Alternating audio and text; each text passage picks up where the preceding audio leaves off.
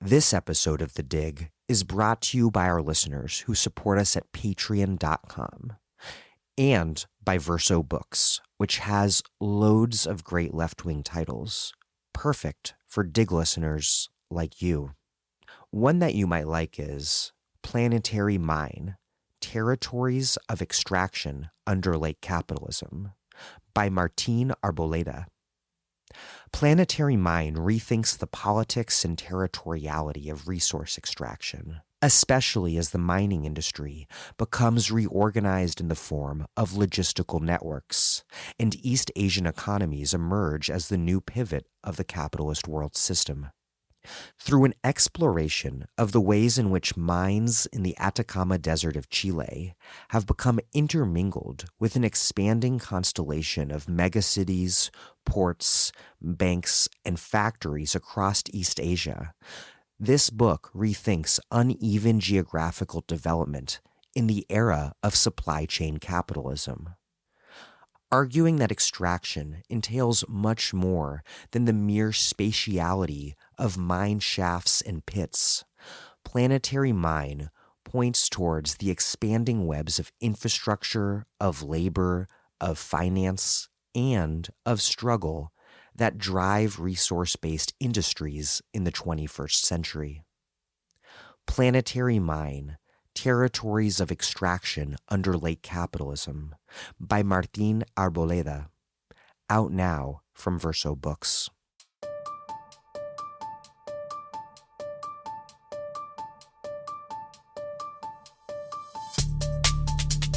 Welcome to The Dig, a podcast from Jacobin Magazine.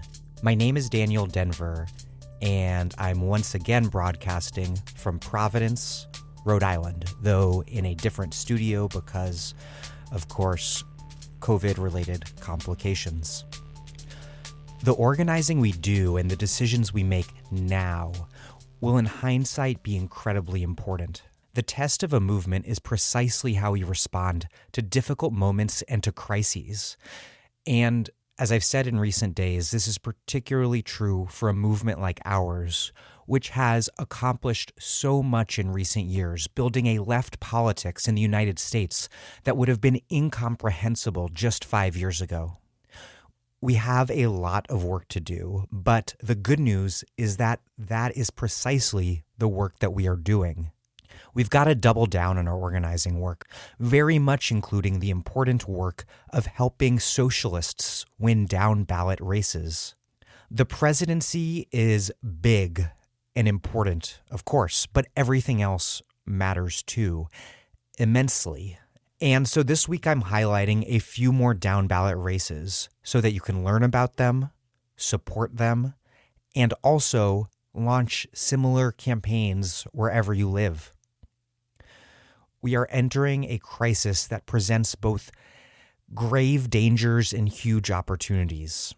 Anyhow, today we've got Samelys López, New York City DSA's candidate for the U.S. House seat in the Bronx's 15th district. And then after that, 3 New York City DSA candidates for the state legislature, Jabari Brisport, Marcela Mitaynes, and Phara Souffrant Forrest. Later this week, I'll post my interview with Nikhil Saval and Rick Krajewski, 2 state legislative candidates backed by Reclaim Philly in Pennsylvania. I will also be posting an interview on the politics of coronavirus with Mike Davis. Stay tuned. During Sunday's debate, Joe Biden said, "Look, this is a national crisis. I don't want to get this into a back and forth in terms of our politics here." Beware. This insistence that something so serious is beyond politics because of its seriousness is always an attempt to protect and normalize the political and economic status quo. Our politics and our entire political economic order are failing us. They are killing a growing number of people and driving far more onto the brink of destitution. Precisely what we need is the opposite of what Biden calls for. We must ensure that this crisis is explicitly and thoroughly politicized so that we save lives and livelihoods now and ensure that a better world emerges later, instead of an even worse one. Biden also repeatedly called the coronavirus crisis a war. What the war framing does, of course, particularly in a country that has been in permanent war for nearly 2 decades, is to tell the American people and the people of the world to shut up and let their leaders handle things, and to hold those leaders blameless. We cannot let that happen. The politics and policies of Bernie Sanders have never seemed more reasonable, and those of Biden have never seemed more dangerous. That includes, of course, signature Bernie policies like Medicare for All and a jobs guarantee. And it also highlights the urgent need for a homes guarantee. People's Action has a really important homes guarantee organizing campaign, and it's made very clear what we should make of this crisis in terms of what sort of demands we're making around housing. The federal government, they say, must do the following: provide $2,000 cash assistance for everybody, a national eviction and foreclosure moratorium, a ban on utility shutoffs, and the restoration of services that have already been shut off, homes for people experiencing homelessness, support for public housing residents, and finally, a just transition post-pandemic. I want to read this tweet from the People's Action Homes Guarantee campaign lead and Kansas City Tenants Director Tara Raghuvir.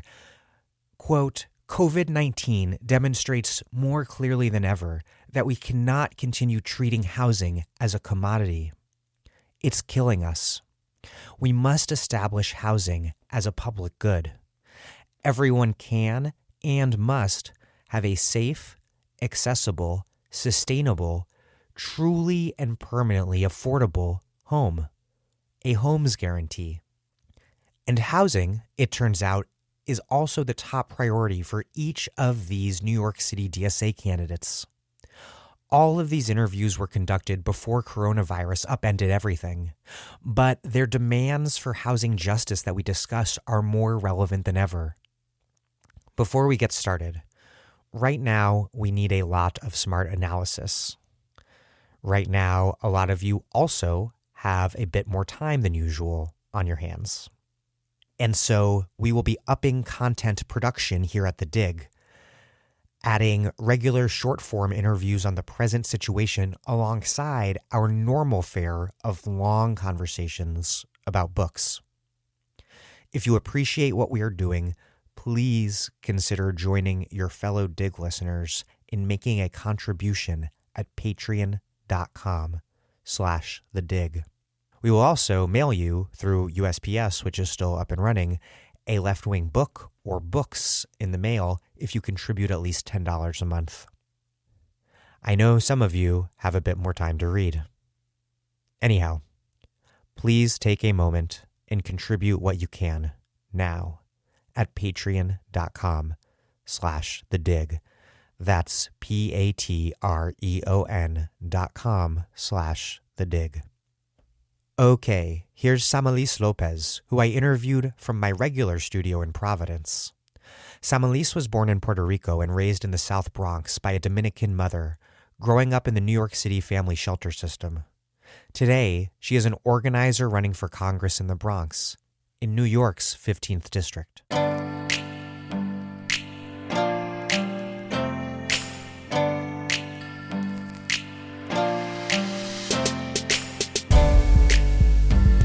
Samelys López, welcome to The Dig. Thank you for having me. You are running for a House seat in the 15th District, the poorest congressional district in the country. Tell me about the district, the conditions that people are living and working in, and how you think a socialist candidate, you in particular, can speak to that reality and win. Sure. I guess if I can start with my personal story. Please. So I'm Puerto Rican and Dominican. I was born in Bayamón, Puerto Rico. My mother's from the Dominican Republic, and she divorced my dad around the time that I was 2. And she came to this country to make it. She worked in sweatshops to make ends meet, 12, 13 hours a day. And sometimes there wasn't enough money for a babysitter, and she would pick me up from elementary school, and I would do my homework at the sweatshop. And she also happened to end up in a bad situation with my stepdad, and she ended up becoming a domestic violence survivor. And me seeing all these issues growing up, our experiences growing up in the homeless shelter system, my brother being born there, exposed me to a lot of issues in the community.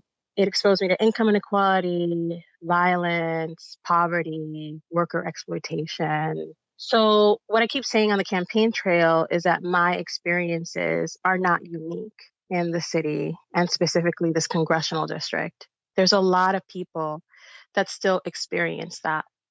So I think because of my personal experiences, I was drawn to social justice. I was drawn to fight for the underdog. I had this sense of indignation as I was growing up watching these abuses unfold. And my mom ended up taking food stamps. And sometimes I would see the way that the caseworkers would treat us. And I was like, why are you treating my mom like that? She's a hard worker. I've seen her work all her life. And now that she needs assistance, you're kicking her when she's down. So since I was like 8 years old, 7 years old, I've been fighting. And I think socialism and democratic socialism, I think it's about that. It's about rectifying the imbalance that exists between the classes, between the 1% and the 99%. And it's about making sure that people that have suffered, that are left out of the American dream, get access to that. And that's what socialism is about for me. It's about making sure that we have organizers in places of leadership, that we empower the people in the community to make the decisions for their lives, that we invest in collective organizing, that we invest in our collective goods and spaces, our libraries, our parks, our affordable housing stock, our healthcare, our childcare, things that will make it easier for us to survive and thrive in the community. And I can tell you that in the district that I grew up in the Bronx, because when we left the shelter system, we ended up getting a Section 8 voucher and we ended up getting an apartment in the Bronx and we started fresh. A lot of people are experiencing the same issues that I grew up experiencing. They're experiencing homelessness, ICE terrorism. They're experiencing a lack of health care, opioid crisis, high asthma rates and respiratory illnesses because of the way that our highways have cut up the neighborhood, and trucks that release their diesel fuel emissions into the community have polluted our air and the lungs of our children.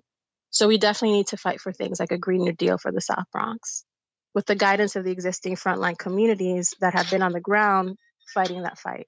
And that's basically, all of the issues that the communities are struggling with.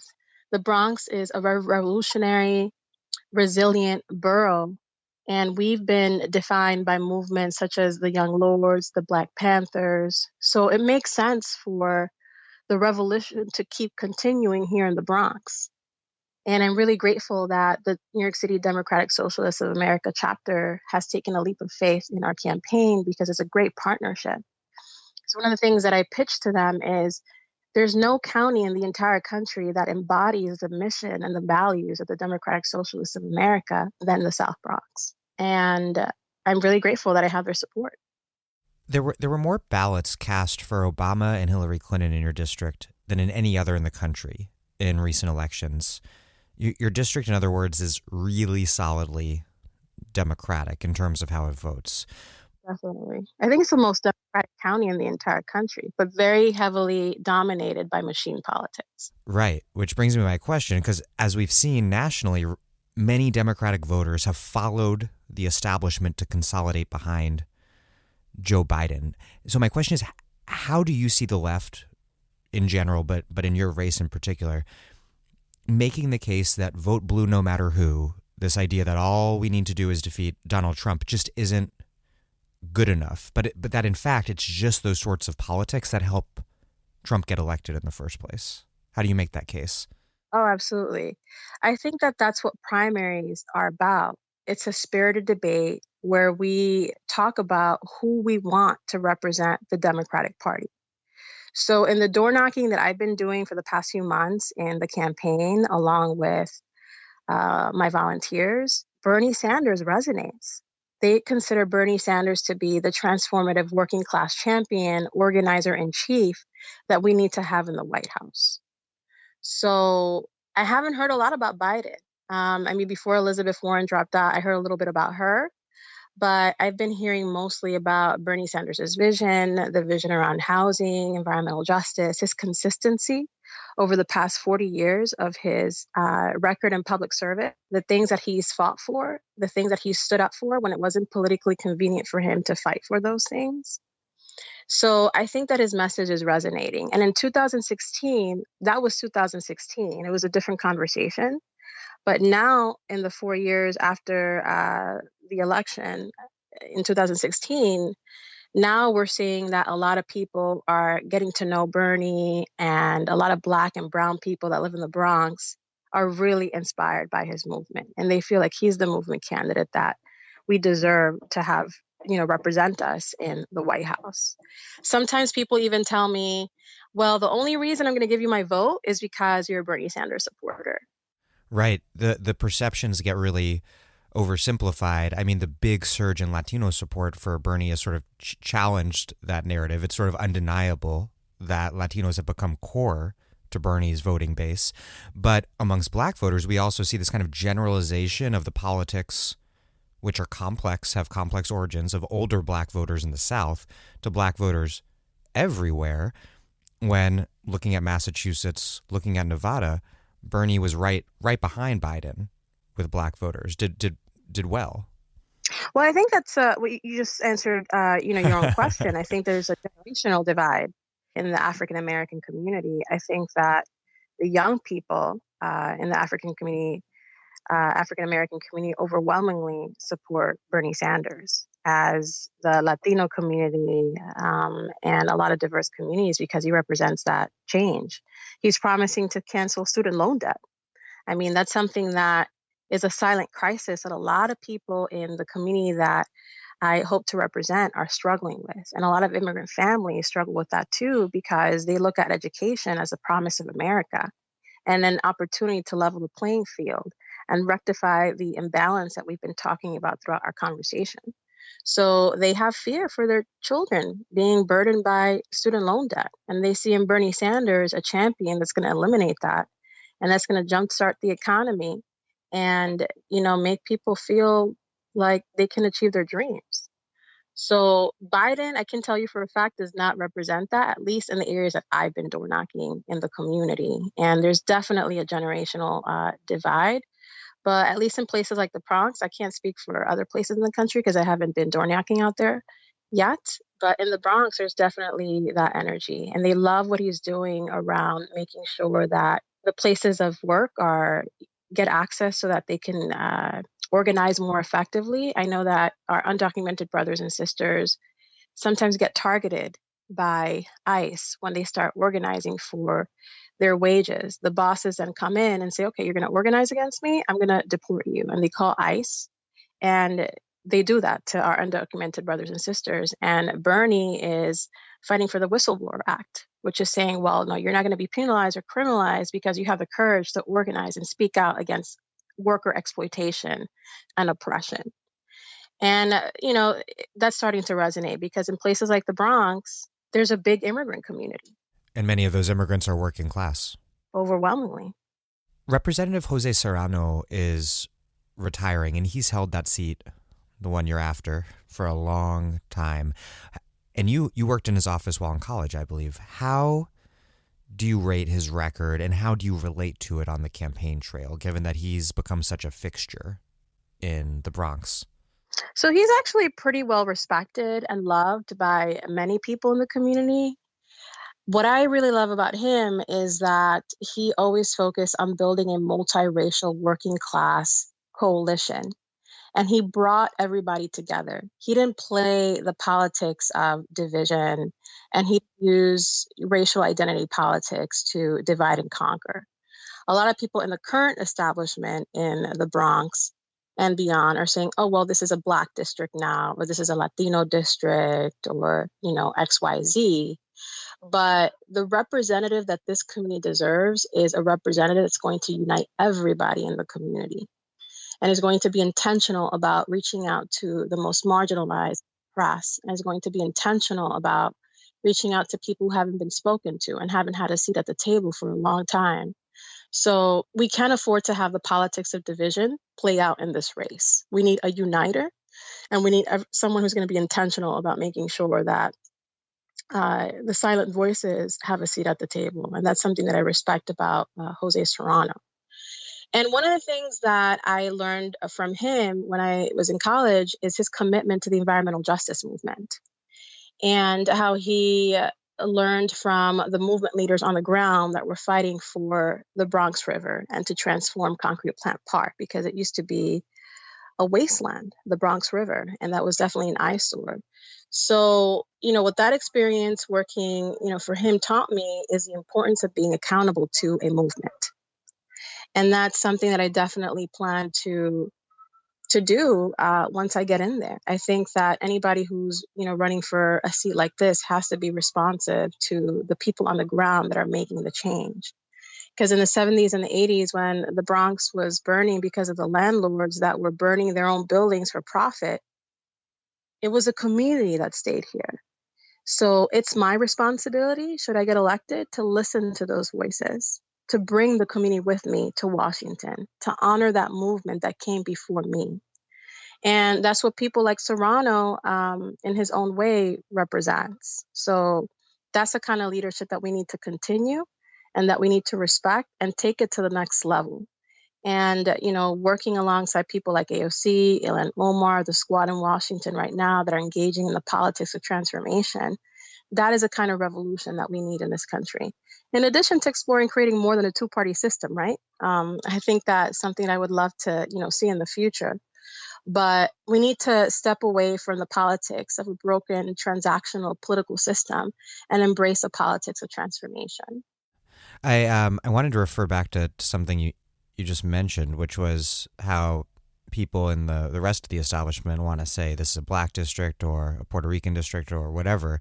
And you told Jacobin, quote, "Instead of using race as a divide and conquer tactic, we need to highlight our diversity and figure out what we have in common, which is poverty, worker exploitation, white supremacy. These are all things that unite us and that we need to be fighting against collectively." How does that divide and conquer play out on the ground in the Bronx, and how do you speak to this diversity of racial and economic injustice in your district and unite it behind this class struggle agenda that you have? No, definitely. I think the most important issue that people in the district are experiencing is homelessness. It's lack of job opportunity. It's lack of healthcare options, childcare options. So I think that regardless of what you look like and your walk in life, you're experiencing these issues as a community. So sometimes I think that when career politicians from the corporate establishment vein step in to run for these seats, they look at, race and ethnicity to divide the community for their own political gain. But I think the transformative thing to do is to unite collectively to fight against the common oppressor, which is everything that I mentioned in the Jacobin article: white supremacy, corporate greed, worker exploitation. And I think that people in the community overwhelmingly understand what's at stake, and that we need to have a different kind of politics, and that we need to make sure that our politics reflects the values in the community and the working class struggles of the community. And right now they understand that the political establishment is not delivering for them.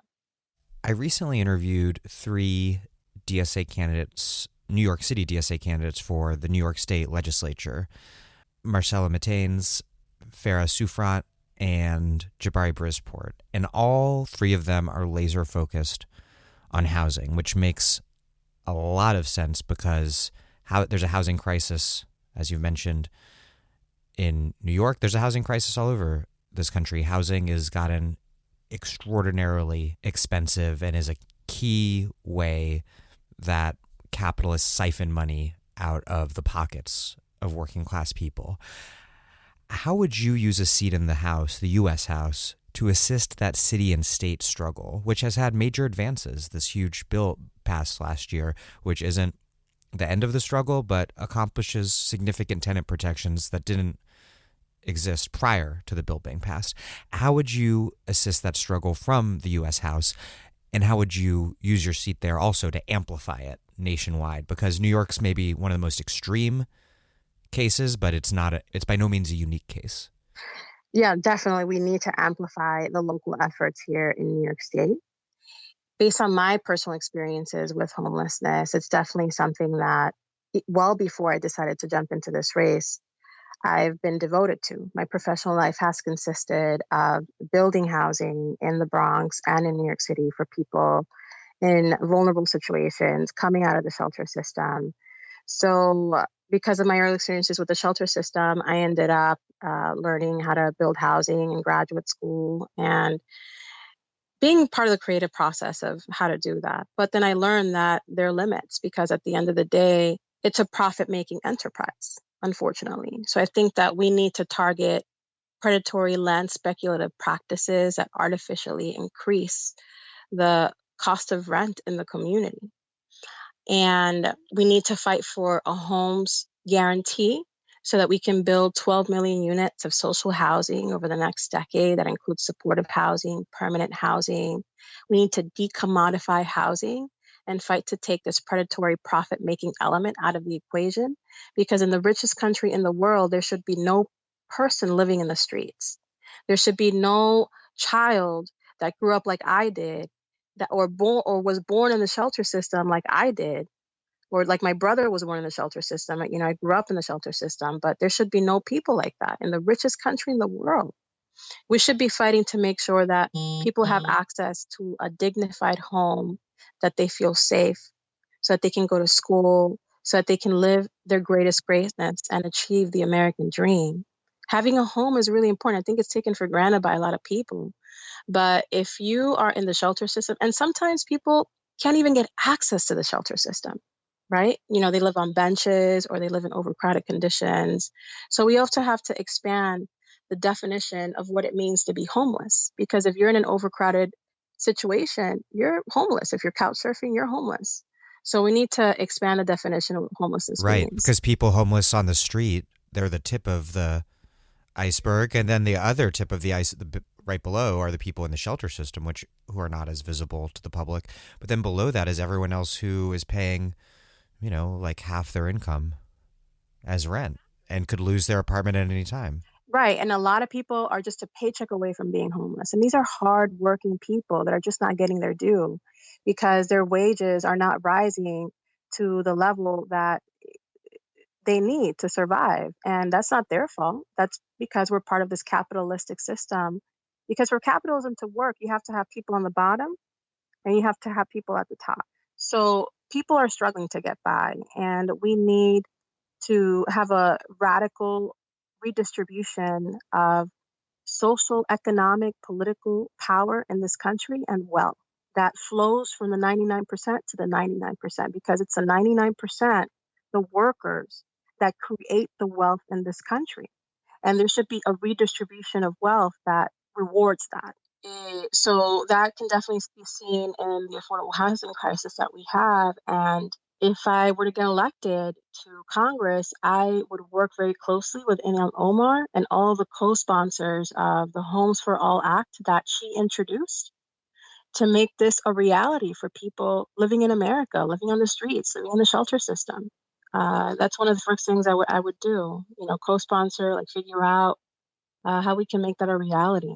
That's the political function of this whole personal responsibility discourse, is individualized blame. From bootstraps, exactly. And that keeps us down. And the power of socialism, democratic socialism, is making sure that collectively we come together to rectify the imbalance that exists in our society as it is now, and collectively organize for the change that we want to see in the world from the ground up. Because when we organize for the change that we deserve and that we envision, we can obtain it. And that's a perfect antidote against the individualistic values of capitalism and monopolies and oppression. And, when you focus on love and compassion, these are revolutionary values, when you focus on the collective and not the individual, everybody in the society benefits. So I think that's a paradigm shift that we need to have in this country so that we could achieve our dreams. You co-founded a group called Bronx Progressives after the 2016 primary, and that group went on to endorse AOC in the election that she won against Joe Crowley. Tell me about the group, what led you to start it, and what the group has done over the past 4 years. So, yeah, that group started after the Bernie Sanders 2016 campaign, and our whole mission is to build an independent grassroots political movement in the Bronx where people of different political faiths can express themselves.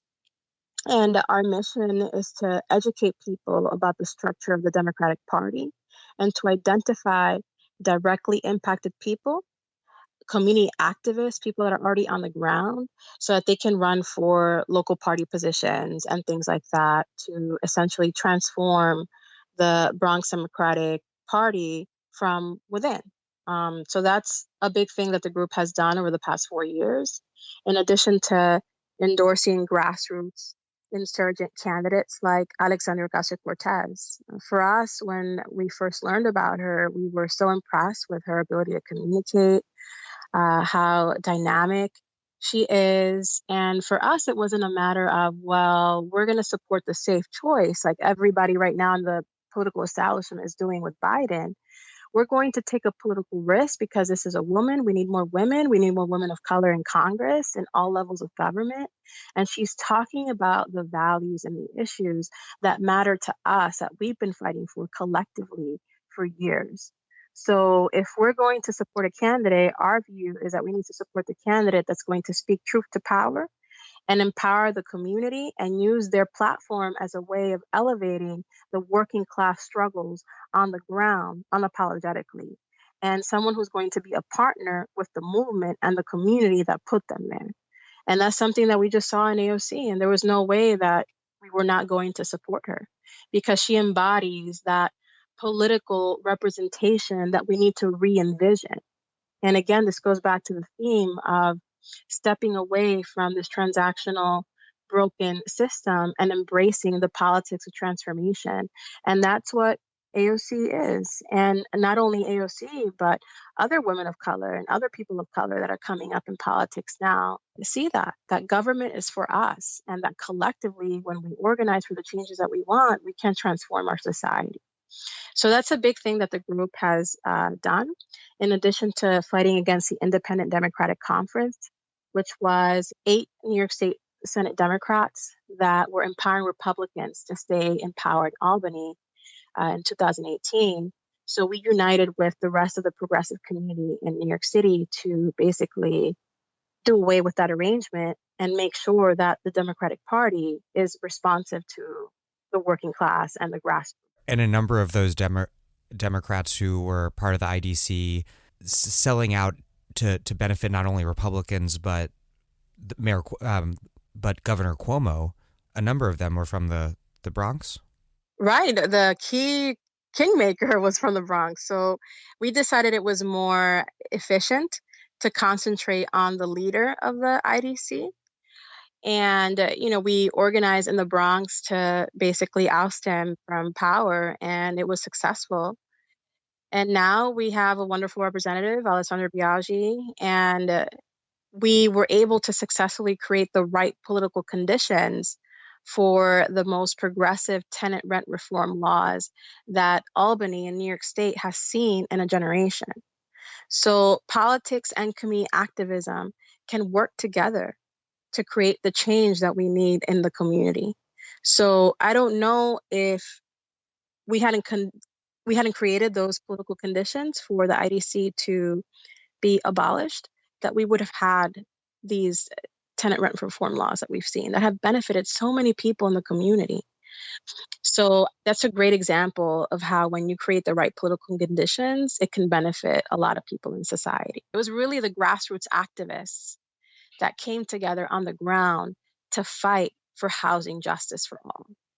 That was 100% activists. And then because that political space were created, it was able to be amplified into electoral power. And the same thing with the Homes Guarantee platform. It was directly impacted people all over the country, formerly homeless, people experiencing housing scarcity, living in overcrowded conditions, that got together collectively to re-envision a bold housing agenda and reverse the decades of racist housing policy that the United States government enacted by law. When you look at things like redlining in Black and Brown communities, that was real and that was legal. And the Homes Guarantee platform is a response to that systemic, institutionalized racist oppression that people in Black and Brown communities have experienced for generations living in this country. Because the Homes Guarantee has a reparations component, and it has an environmental justice component too, and an economic development component, because the goal is with the Homes Guarantee and programs like the Green New Deal, we can identify local people in the community to access those construction jobs that will happen when these ambitious plans are undertaken. And it's really exciting. A lot of people gravitate towards that, and there's a lot of people in the district that are excited about it. And we'll see what happens. In terms of the state of the race, in terms of fundraising, first, you're a bit behind City Councilman Richie Torres, who has raised more than $1 million, if I have it right. Something. He's also received a bunch of union endorsements, as has another opponent of yours, Michael Blake. And then the frontrunner, Ruben Diaz, is the Bronx borough president. So, well, the father of the Bronx. The father of the Bronx borough president who, to clarify, he's the homophobic father of the Bronx borough president. Is that right? Well, you've done your research. Yeah, but I still confused them. And then I was like, wait a second. He's senior. The other guy's junior. Got it. And is a former, what was the senior's former position then? He was a senator, and then he became a councilman. So he was a senator, councilman, and now he's running for Congress. And he's like a homophobic evangelical minister, if I remember correctly. That's what I heard. That's what I hear on the streets. Yeah. So interesting guy. What is the current state of the race, and what's your plan to fight these not insignificant forces arrayed against you? What's the overall strategy? What's the ground game? Well, we're just devoting ourselves to the ground game, because at the end of the day, this is going to be a field. This is going to be determined by field, by door knocking, by numbers. And I think that the choice is clear. There's a bunch of corporate Democrats running for this seat, some of whom are not even from the Bronx, are from Manhattan. And you have, basically a Republican who's brought Ted Cruz into the Bronx in the past. Oh my God. So you have a lot of elements. And I think that our responsibility as a campaign is to make that case to the community and take the veil off of these people. And say, well, they're going to tout their experience, but what has their experience gotten you? Right? Like, their experience is basically to prop themselves up for the next political career position that they're aiming for. They may have a lot of experience in those political machinations, but do they have experience in being principled, being consistent on the issues, fighting against rezonings, fighting against real estate developer contributions, fighting against corporate PAC money? Do they have experience in values judgment? A lot of the people in this race supported the Independent Democratic Conference arrangement, calling themselves progressive. They supported this arrangement. I am the only candidate in the race that was vocal against the Independent Democratic Conference. And I think that when you look at races like these, it's really important to have someone who's going to lead with conviction and who's going to come in there with sound judgment and a strong value system that is reinforced by the movement that I hope to be held accountable to. And the other people in this race just don't have that. And I have that. I have experience in fighting for the community, standing up with the community, fighting against rezonings, fighting against predatory practices that inflate the cost of rent, devoting my life to public service without having a political platform to do it. Because I've been a part of this collective movement space here in the Bronx that's been organizing. And at the end of the day, Change only happens when you organize for it from the ground up. Just like Bernie says, this is true. And just like we saw with the civil rights movement, this is true. Change never happens because people in power give it to you. You have to organize for it and demand it and take the power that's needed to transform your community. So that's what's at stake in this race. And we're moving forward one door at a time. We're door knocking. We're raising money in a clean way. We're leading with conviction and love and compassion. And people are resonating. People are seeing what we're doing and they're resonating with our message. And they are starting to see the distinctions that just because you may look like the community that you want to serve, because a lot of them are also playing identity politics. I mean, I'm against identity politics because I don't think that just because someone looks like you have the best interest of the community at heart. I think if you really want to see how someone really feels about the issues and what they really value, you got to look at the way that they fundraise their money. If they fundraise their money in a way that stands against the best interest of the community, that's not somebody that needs to be in office. And the community is starting to see that. I think that the community also wants to see grassroots activists that have lived through certain experiences, someone like them, to fight for them in Congress and at any other level of government that they trust, well, this person has been there. Because those experiences with oppression, those lived experiences, those are things that you can't get from a book.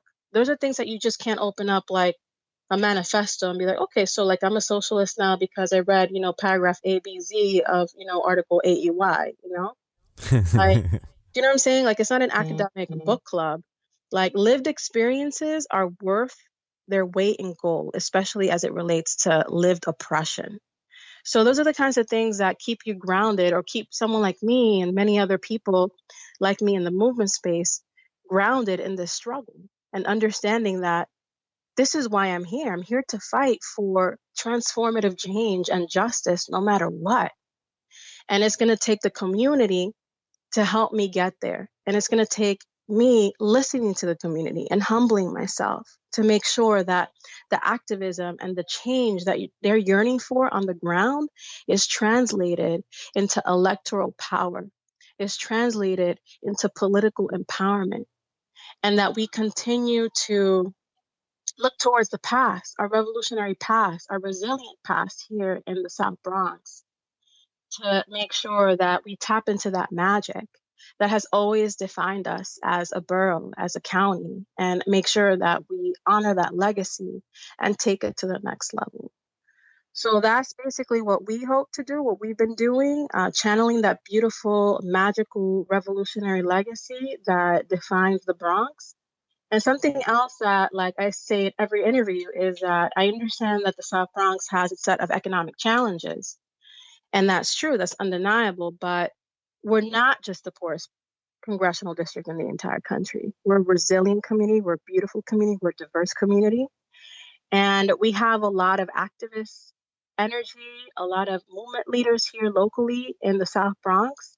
And the South Bronx needs to be looked at as a global and national policy thought leader in the community, especially as it relates to community development, affordable housing, and the environmental justice movement. So we have to step away from reframing or framing the Bronx as a downtrodden place. We have to look to the Bronx for inspiration that could be implemented nationally and globally. So that's basically what we've been saying in the campaign trail, and it's resonating with the community. And can you close out just by quickly tying in how listeners can both get involved in terms of volunteering and in terms of giving you money? Oh, absolutely. So as a grassroots campaign, we definitely, struggle with that, because when you reject these kinds of dirty sources of funding, it's difficult for you to raise the money. But definitely volunteer, especially if you live in the Bronx. If you're listening to the podcast, you can sign up at lopezforthepeople.com. If you can't volunteer, I encourage you to please donate and spread the word. If you are going to volunteer, bring 5 of your family members and friends, because this is going to be a race where every single vote is going to matter. And sign up at lopezforthepeople.com. If you have a talent in video making, if you know a graphic designer, an artist in the community, a drummer, like something that, you know, can bring that sense of vitality to the campaign and the movement that we're trying to build and the movement that we're trying to respect, sign up at lopezforthepeople.com. And I think I was telling you earlier in the conversation, I'm bilingual. There's a lot of people here that don't speak English in the congressional district. So if you speak different languages, whether it's Spanish, French, Arabic, Creole, you know, definitely we could use your canvassing, and we can use your voice so that we can connect with the diverse community that exists in this congressional district. So if you fall under any of those categories, go to lopezforthepeople.com, because we want to make sure that we're reaching out to our Muslim brothers and sisters, the Yemeni community, the Palestinian community that's here in the congressional district, so that we can honor every section of this district and fight for every section of this district, because this is what we need to do. We need to create unity and see that in our diversity lies our strength. Well, Samelys López, thank you so much. Muchas gracias. So lopezforthepeople.com, everybody.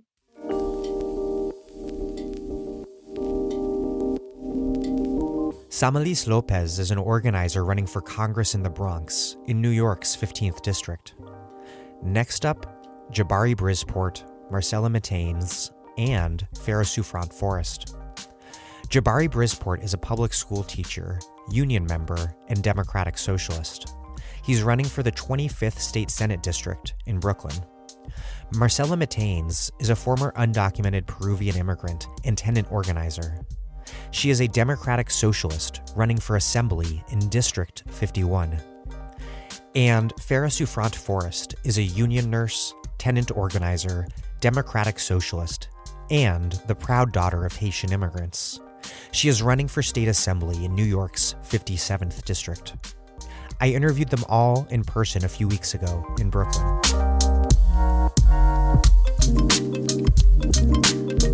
Jabari Brisport, Marcela Mitaynes, and Phara Souffrant Forrest, welcome to The Dig.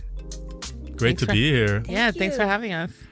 Marcela, your work as an organizer helped win passage of New York's Housing Stability and Tenant Protection Act of 2019, which included rent control provisions, rent stabilization, as well as just protections against evictions, really important for tenants statewide.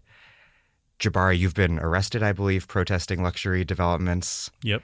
And Phara, you joined the tenant movement because you had to, because you discovered about 3 years ago, I believe, that your landlord planned to convert your rent-stabilized apartment building into condos. And as a result, you became a leader not only in the fight to save your building, but also in this larger movement to secure these historic tenant protections. So also got arrested too. And you got arrested too. I don't want to leave that out. We all got arrested. Everyone got arrested. Okay, good. Yeah, if I leave anyone... We're about to elect some criminals. Yeah. If I leave anyone's protest cred out at any point, feel free to jump in. Well, so just to start out, what made that campaign for this legislation in 2019 successful? And why is electing housing justice advocates like the three of you to the state legislature an important next step in the fight for housing justice in New York?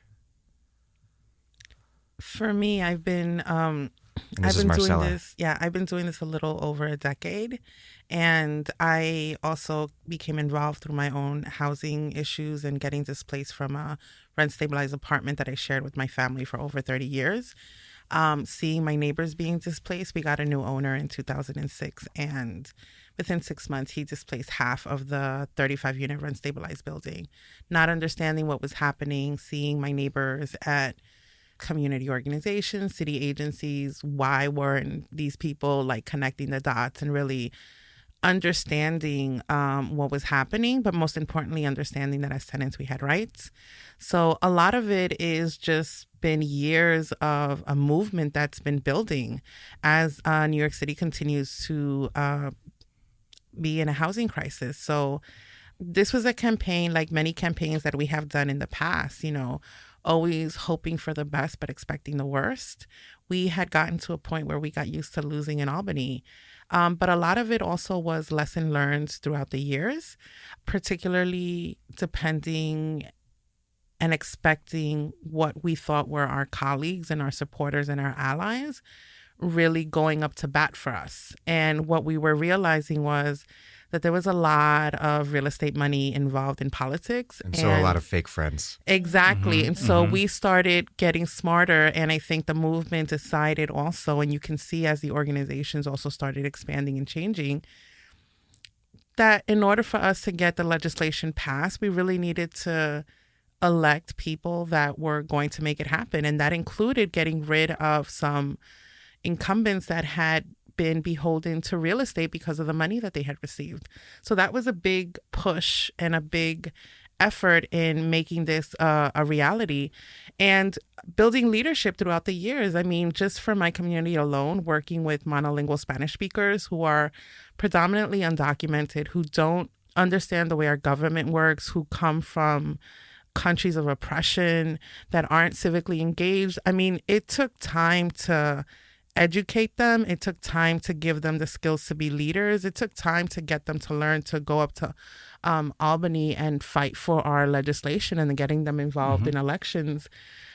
And then just growing our movement. That was a really big thing, and educating folks. And like me, once we realized what was happening, once we realized that these elected officials were corrupt, we got angry and we started organizing and we started mobilizing.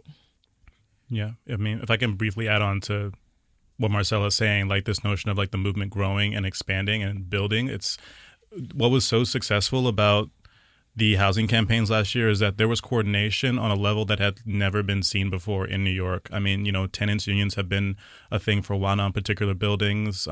Emmy and Phara's community, there's a great neighborhood-wide tenant union called the Crown Heights Tenant Union. But this housing campaign last year saw coordination that was not just New York City. It was Buffalo was involved. Rochester was involved. It was full on statewide. And like that's also what these movements are about is like, you know, how can we get greater and greater numbers of people to stand up and fight the power, excuse me.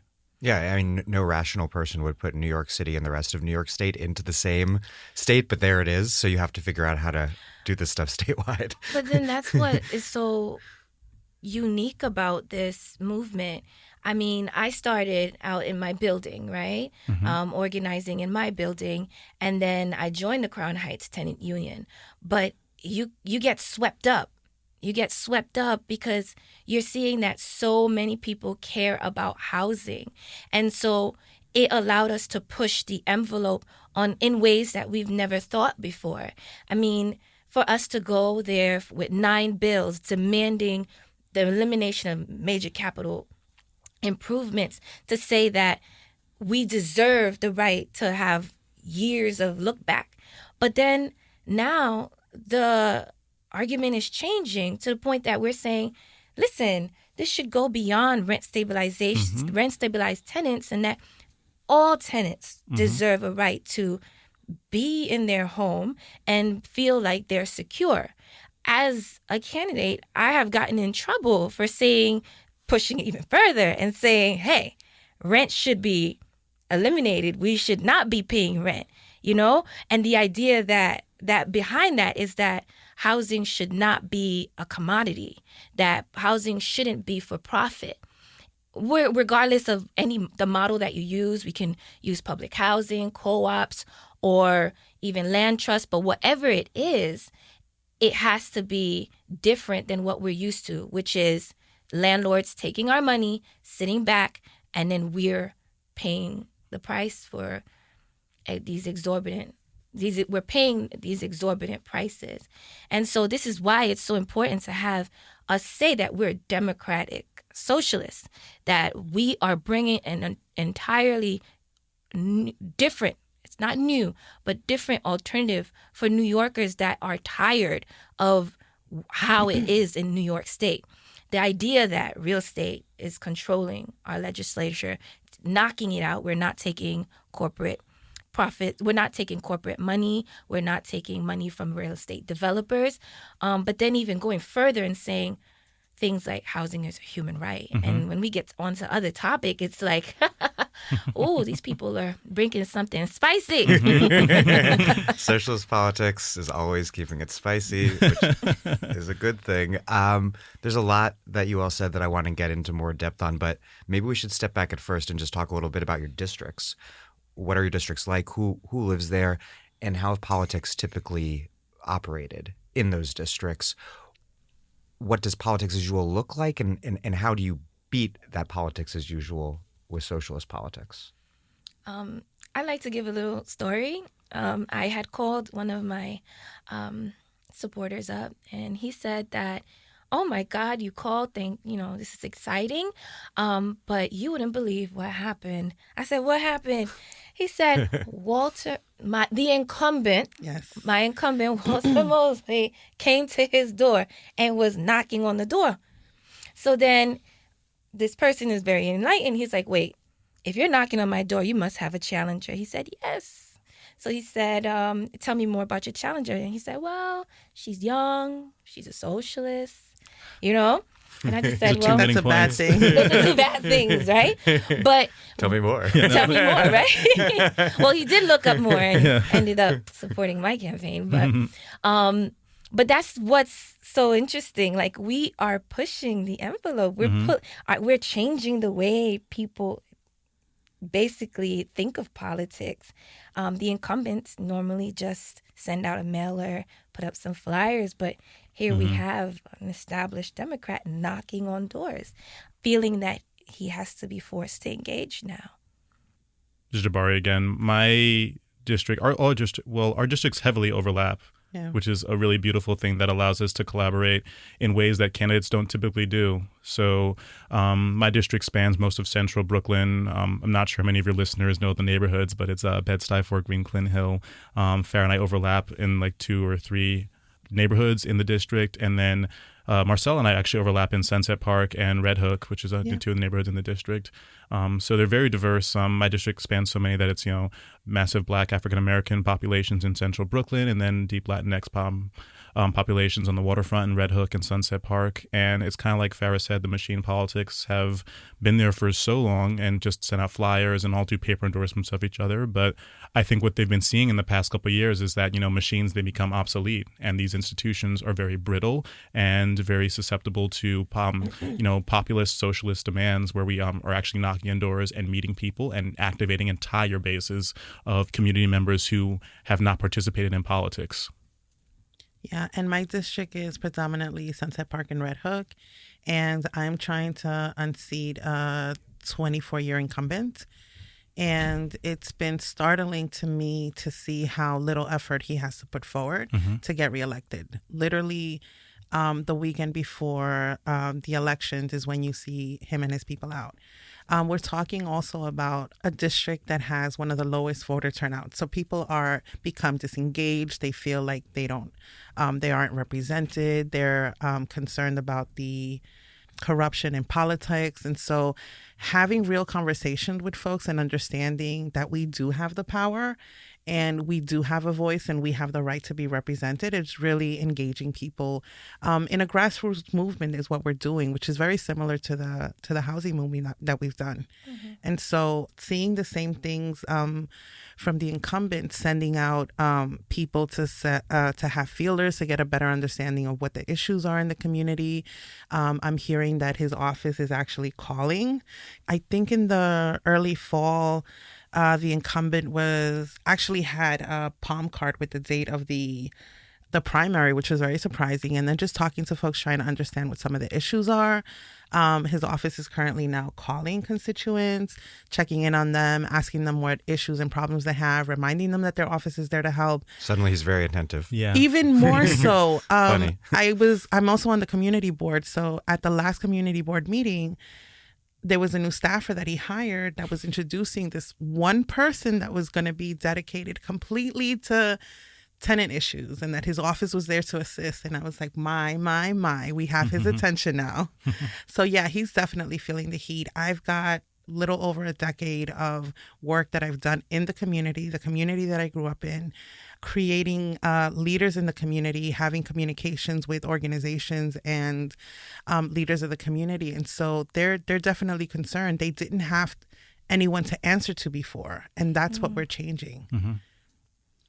It seems like one key thing in AOC's victory was building an alliance of working class people of color and young college educated people, maybe disproportionately white, but not entirely white, who are also getting crushed by high rents and low pay. How do you build that alliance between different sorts of New Yorkers into a left majority? That's a great question. I mean, I know all three of our campaigns were knocking heavily on doors in public housing all through the winter. We've been knocking since November. And now it's at the point where, people in public housing, it's called NYCHA in New York, the New York City Housing Authority. But people in NYCHA are, talking about our campaigns that haven't even been reached out to our campaigns. They just heard it from the person down their hallway.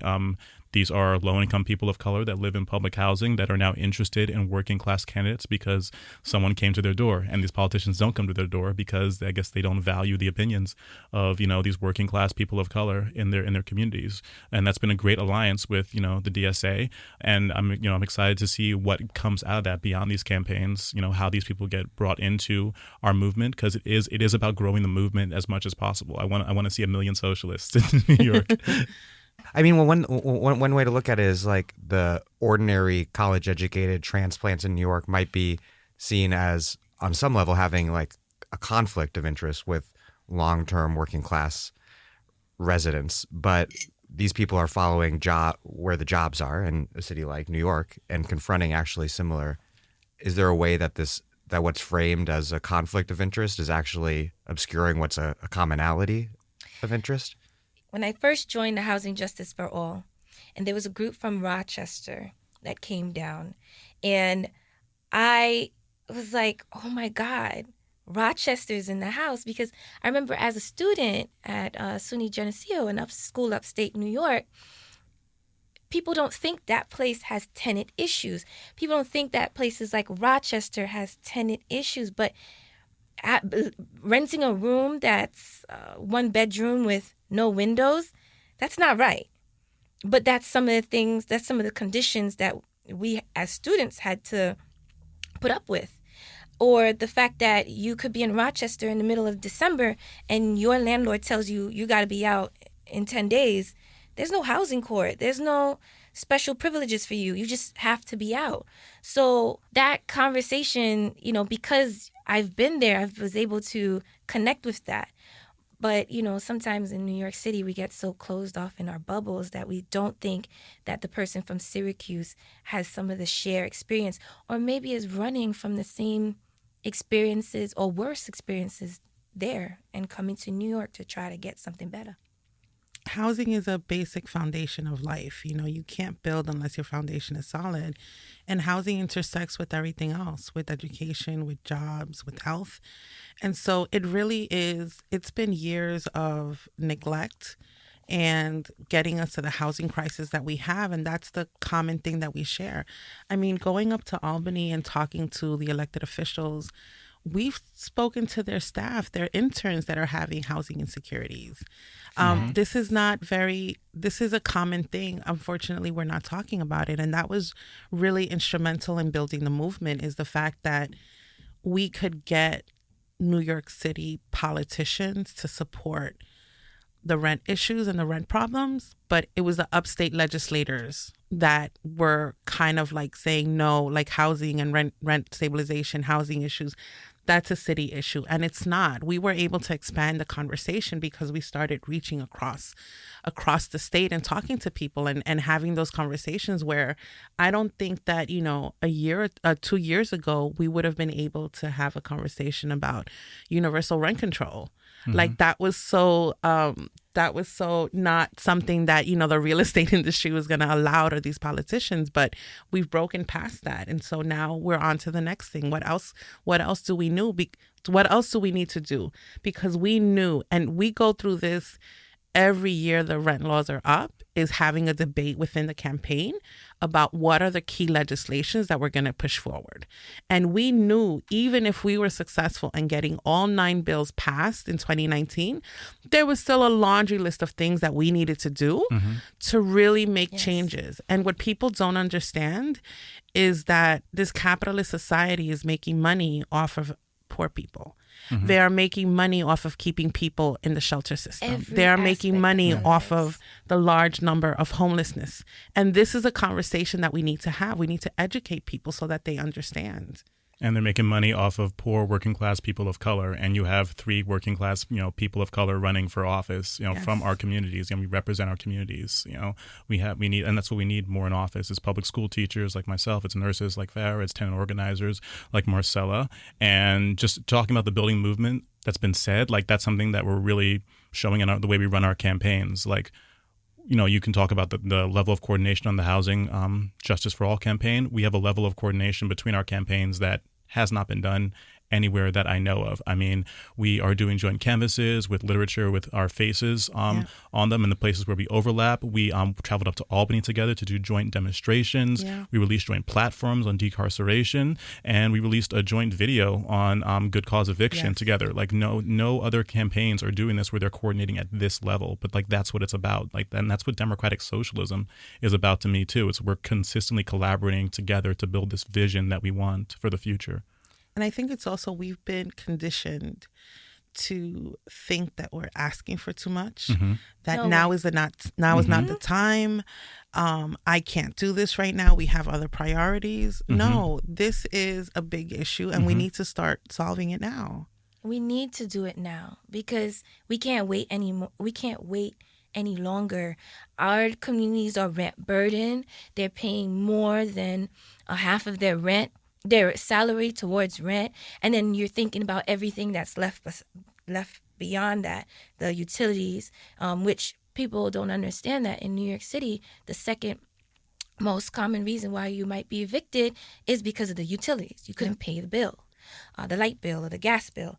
And then you're thinking about the fact that we don't have healthcare that's accessible and affordable to everyone. So now, you are paying high premiums, $400 just for yourself. God forbid you have children and a husband, Jesus, So all of this is kind of the reason why we need to make sure that people understand that this campaign is not sending just 3 candidates, it's sending 3 organizers, socialist organizers to Albany. And at every moment of our time there will be held accountable to the people. Because that's the only way we can work. I'm glad you brought up utilities because that's an issue where economic justice, housing justice, and environmental justice all intersect. And all of you make environmental justice key priorities in your platforms. And I mean, the links between the housing and the environment are everywhere. But I mean, in New York City, we have Hurricane Sandy displacing thousands of people from their homes. In Assembly District 51 and Senate District 25. Yes. That's where Red Hook is one of the highest neighborhoods at highest risk of flooding in the city. How are these issues linked, including but not only on utilities? And how do you concretely connect them in your campaigns? Because obviously when we sit here and analyze them, we can see the links. But how, when you're out there knocking doors, do you make those connections? In Sunset Park particularly, down by the waterfront, it's a flood zone. So having conversations with people about the need for climate resiliency, having conversations with folks on the possibilities of a green future, right, including the Green New Deal. Sunset Park has one of the largest and last working waterfronts that was purchased in 2013 and has been redeveloped.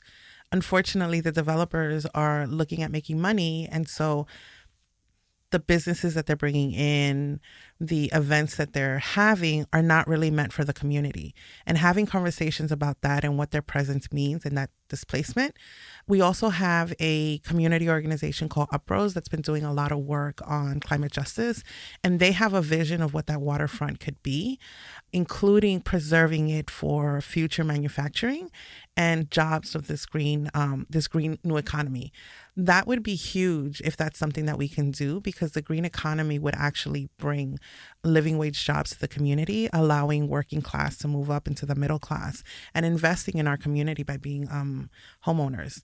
So having those conversations, and even not too long ago, this conversation about the BQX and the electric trolley coming, right? So they want to do this all along the waterfront, and having conversations and having folks understand that what's going to fund this is really the development that's going to happen along the waterfront. But that development is really causing displacement in our community, and having conversations about that and really rallying folks. So education, leadership opportunities, and then actually having people use and exercise their voices.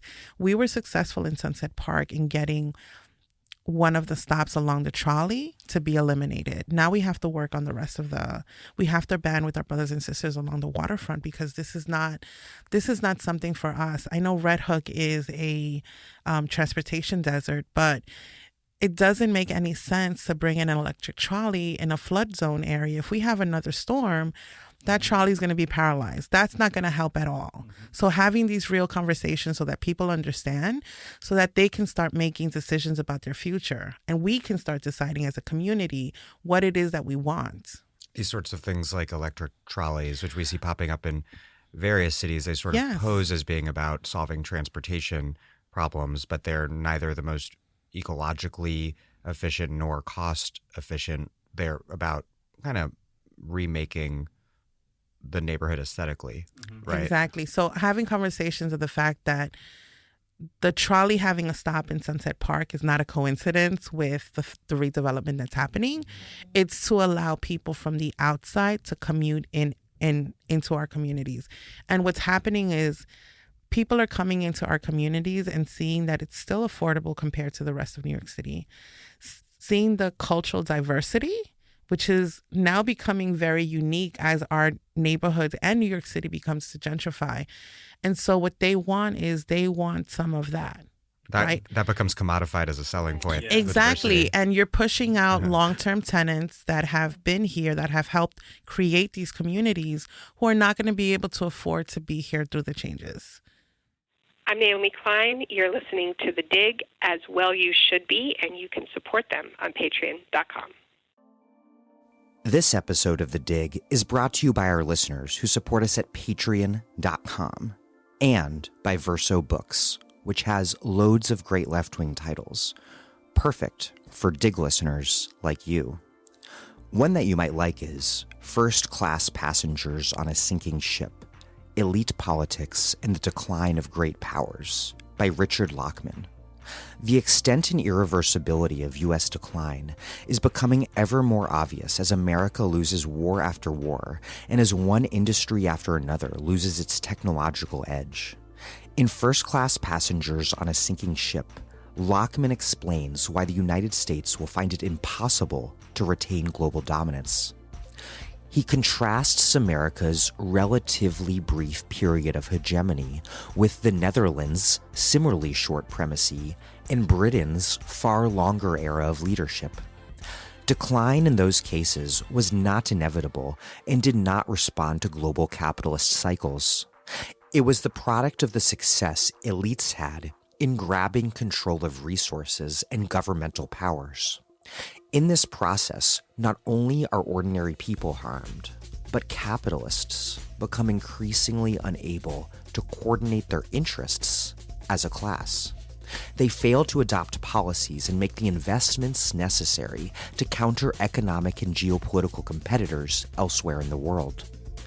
Following this model, Lockman traces the transformation of U.S. politics from an era of elite consensus to its present-day condition of paralysis and plunder, explaining the paradox of an American military with an unprecedented technological edge, unable to subdue even the weakest enemies, and the consequences of finance's cannibalization of the economy.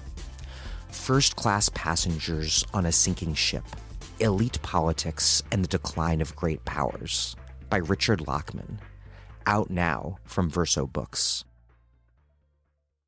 In terms of like making these connections, it seems like something that people don't automatically care about.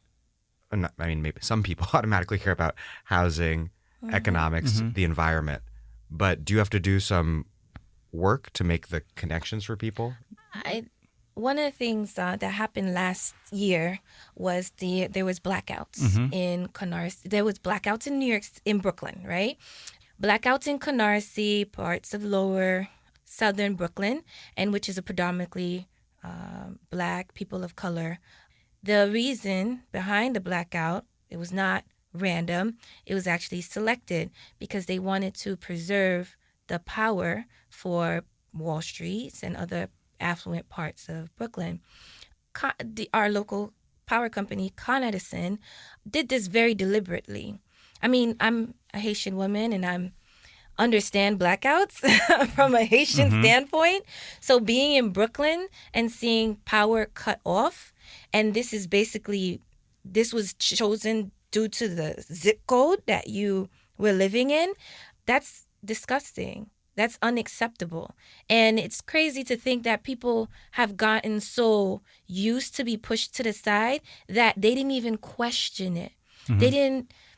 People in Canarsie didn't even understand that while they had no power, people were still using ACs in Brooklyn Heights. Like, that's not right. And so when we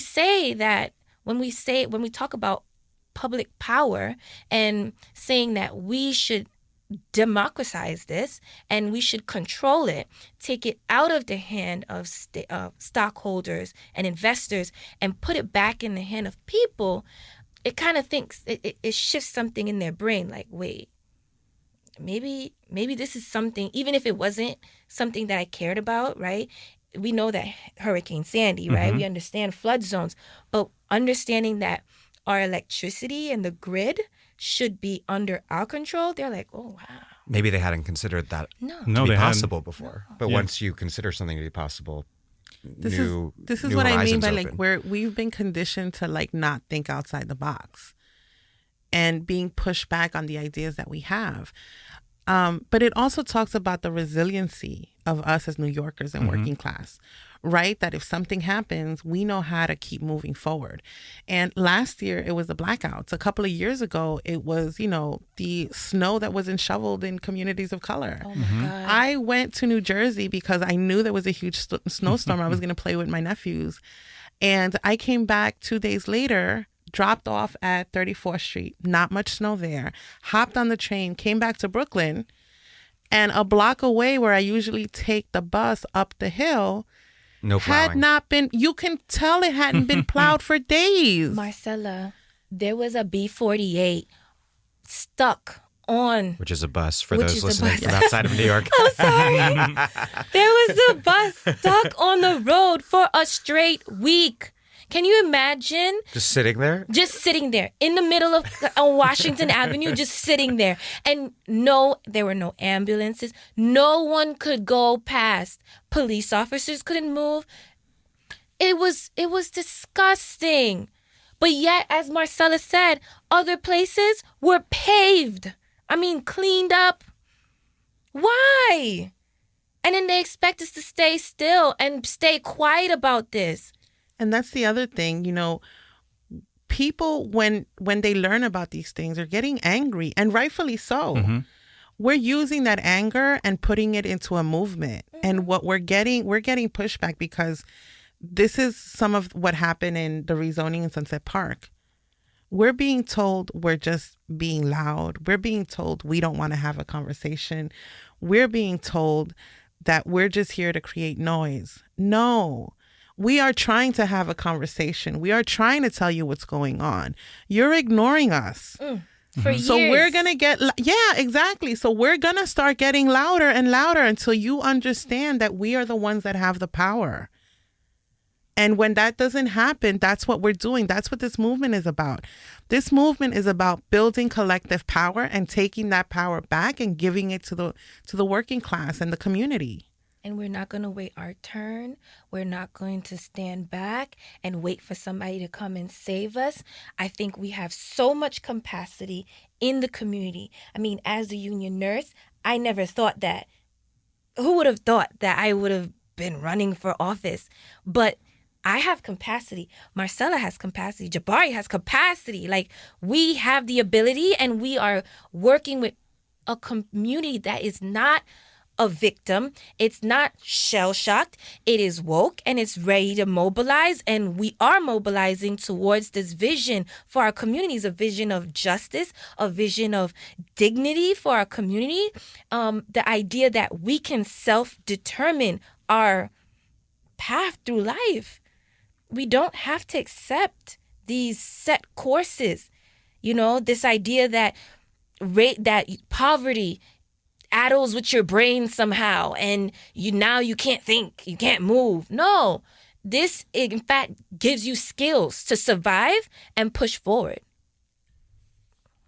Bill de Blasio won his campaign with this sort of indictment of Bloomberg's This Tale of Two Cities campaign. And that clearly shows there was an appetite for change. But what do you make of how he's governed since taking office, and what that shows about what true progressive or true left governance looks like, and the pitfalls of not doing that? De Blasio was a huge disappointment, but I think it speaks also to the deep hold that the real estate has on New York City, and it's not gonna change overnight. And it's not going to change by just changing one politician. We have to get rid of a bunch of them and bring in a bunch of new people that understand what it is to have a working class struggle, what it is to have these lived experiences gives us the knowledge to know not just what the issues are, but how to resolve them. And it's not until we start making those changes on the larger level that we're going to start seeing changes. And I think that even from the point from when de Blasio started to now, the fact that we've got numerous politicians talking about not taking real estate money, not taking corporate money, is really changing the conversation and really changing the way we think about politics and what we expect from our politicians. Yeah. I mean, I would say what's disappointing too, and like de Blasio, is that it still is a tale of two cities approaching 8 years later. It's a we see some neighborhoods undergoing rapid gentrification and some that are sitting high and pretty with all the money that has been invested in those communities for decades. And like Marcela's talking about this, the extreme power of real estate in New York. I mean, that's where you get a like really clear divide between, quote unquote, progressive politicians and those that are democratic socialists. Like, our campaigns are not afraid to name the enemy. And, we're not going out there and just saying that it's gentrification in the abstract. We're pointing our fingers at it's these companies. It's these wealthy billionaire landlords and these wealthy billionaire developers that need to be halted and stopped and blocked from further damaging our communities. And, it's kind of up to us to be able to say, like, we are going to take a step back. We're pushing for the good cause eviction, for universal rent control, for ending the tax abatements for these for-profit developers, and really, really thinking of this as like a class struggle between our communities and the billionaire developers that are trying to buy them. It's almost like the new wave of left socialist politics in New York that you all are at the forefront, in some way comes out of the contradiction between the promise of de Blasio's campaign, which inspired me at the time. I don't live here, but I was hopeful watching, and the reality of continued real estate dominance of New York City. Well, right now, before there was right, and then there was left, right? And we would consider de Blasio to be left. But now, de Blasio is pretty centrist. And so we're pushing the spectrum even more. And that's important because our people, right, when we say our people, the working class, that is so diverse, right? But the working class, this 99%, is tired. We're tired of being pushed aside in the name of profits. It has to change. You cannot be in bed with developers and think that you're going to push any progressive ideals. If you look at your calendar and you have time to speak to lobbyists about this, real estate or tax abatement, but then you want to say that you're going to talk to me about my rent's too high, no, pick a side. Mm-hmm. Pick a side. And it's amazing how when we have these conversations and we're very militant even about our rhetoric, our direction and our goals, how the other politicians, they flounder. They don't know. Everything that they stood on is shaken. Yeah. And it's scary. It's very scary, and I understand that. And but understand that we will walk with you. We will hold your hand while we walk towards this revolution. Yes, because it's gonna happen. It's gonna happen. It's about time. No, pick a side. Now people like De Blasio are on check, and it's sad like how he looked now. But you're gonna be put on check. You have to pick a side. And now people are talking about endorsing Bernie and all this and that. Okay, now endorse with your actions. Right. Because that's where it really happens. We need universal health care. We need universal rent control. There's no gray areas about that. In terms of de Blasio's housing policies, the current model in New York has been to incentivize luxury or higher-end developers to include low-income units in their projects. How has that played out under de Blasio, and how does that compare to the Bloomberg model, and what does it look like in practice? I mean, it's played out exactly as anyone could have seen it would have played out. I mean, the program in New York is called MIH. It's called Mandatory Inclusionary Housing. And what it dictated was that 30% of these upzoned units would have to be affordable. And I'm a math teacher, so it's obvious to me. Maybe it's not obvious to everyone else, but if I'm innumerate, but okay. So I'll defer to you. But if 30% of units are affordable, that means 70% are not. And I mean, I think anybody could have gone in saying, "Oh, we're allowing rapid construction around the city of units that are 70% not affordable," and it has played out exactly as you think it would, with not doing anything to slow the pace of gentrification in our communities. And how's affordable even defined? Yeah. Yes. So we're definitely seeing communities pushing back. And the old rhetoric was like, we're going to give you affordable housing. They're like, no, we know that's not for us. We don't want new people here. We're fighting to keep the homes that we have. And people are starting to push back on these constructions. Because we're not going to be fighting for scraps. This is our neighborhood. I think sometimes we think that New York City is suddenly, with universal rent control, is suddenly going to get not hot. This is New York City, the Big Apple. Everybody wants to be here. Everybody wants a piece. Yeah. So how about the working class gets a piece though?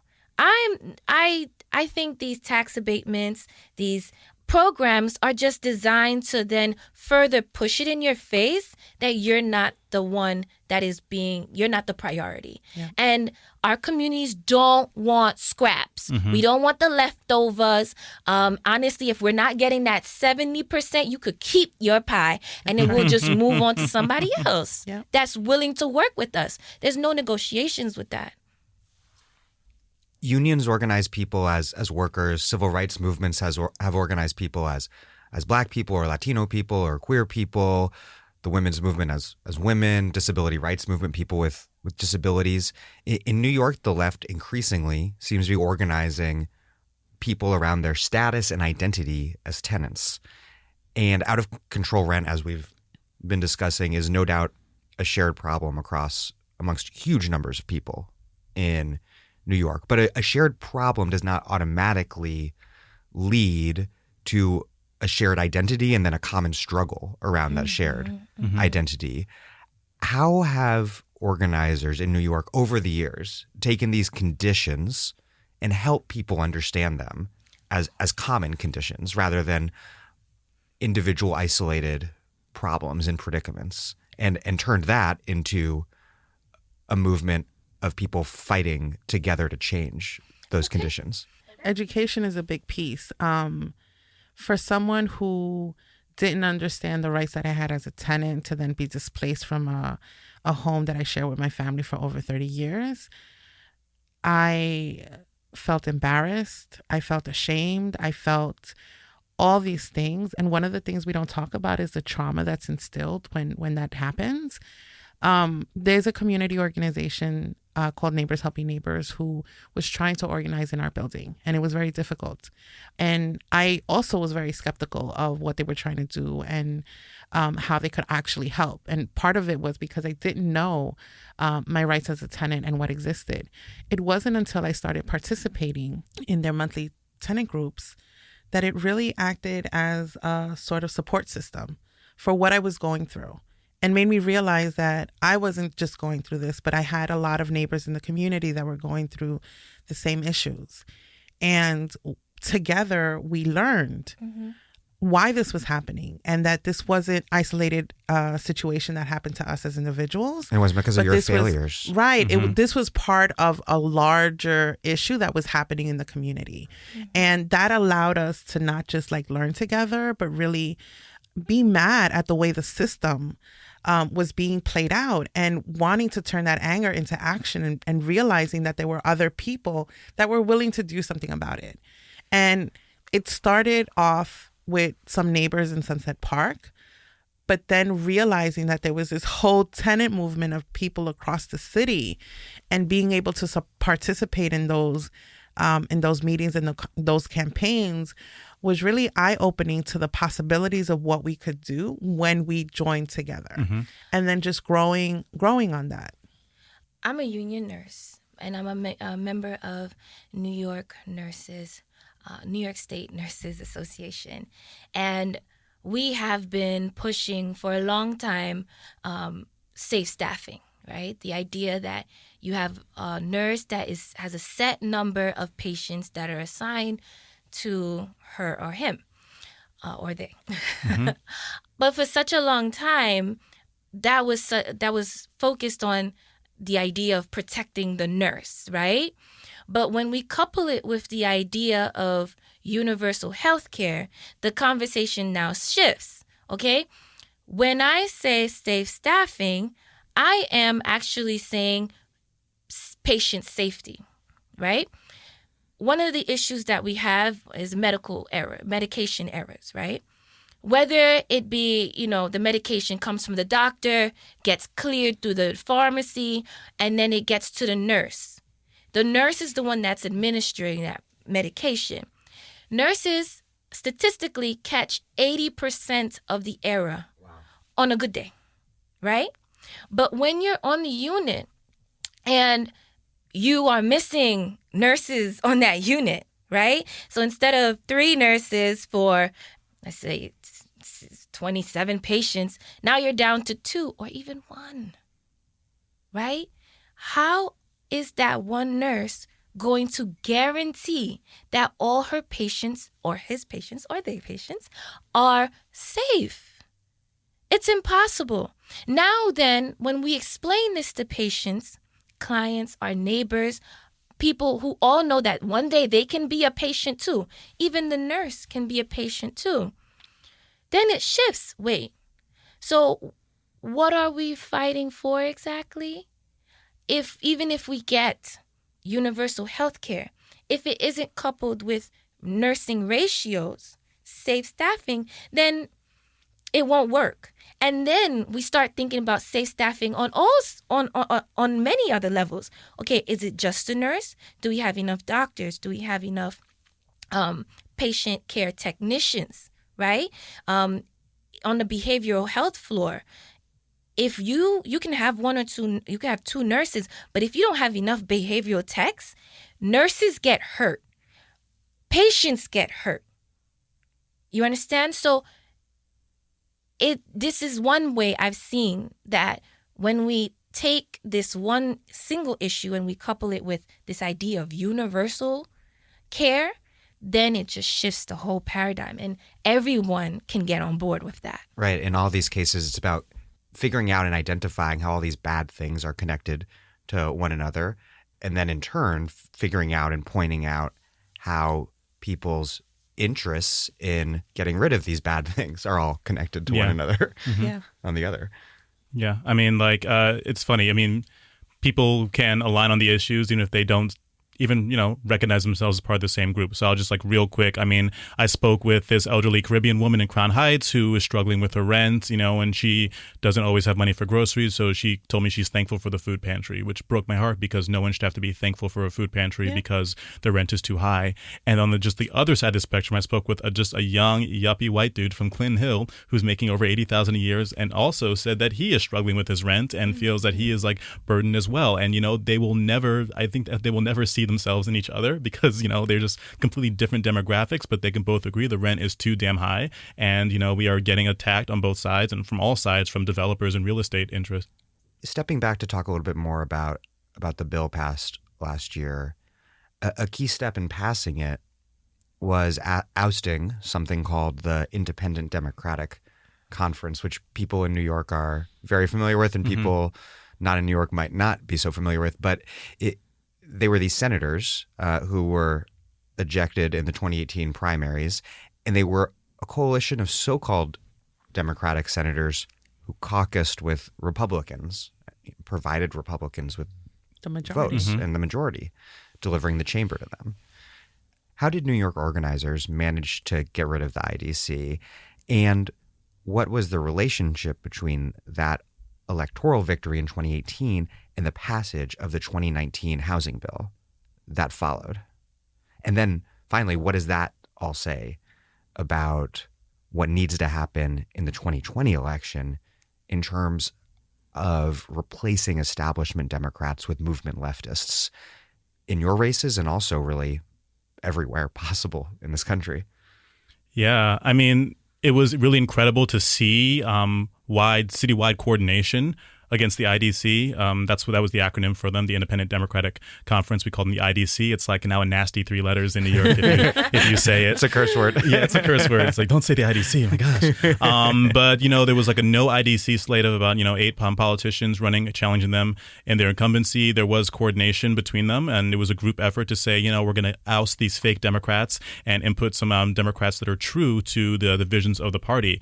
And not only was the no IDC movement successful, but we also flipped several seats and ended up with a majority that allowed us the gains in the state Senate to push forward this bold housing agenda and a ton of other electoral reforms as well, and a great climate bill too, which was all possible because we actually got rid of these fake Democrats. And I think what bodes well now too is we are building on the success of a slate-wide concept with the slate we're running now as socialists. We're running on a positive vision of what New York could be like, and it's something that's enriching and enlivening and getting everyone excited in our communities. And we've seen it when we work together, and that's when, as socialists, we got to work together. It's we're social, So it's the whole idea. Yeah, it's we got to work together. So, we're seeing that it's been very successful and, getting just a ton of enthusiasm. I mean, Phara and I, our campaign's knocked over 20,000 doors just, by combining our efforts and, talking to a ton of voters in the neighborhood. So it's, it's definitely about building on the movement and bringing people together. Well, I'm not trying to compliment any of the rest of your opponents, but Jabari, if I understand it correctly, your opponent is perhaps the fakest of all Democrats in the race, a quasi-IDC remnant, not quite that bad, but pretty conservative. She is, it's very unfortunate.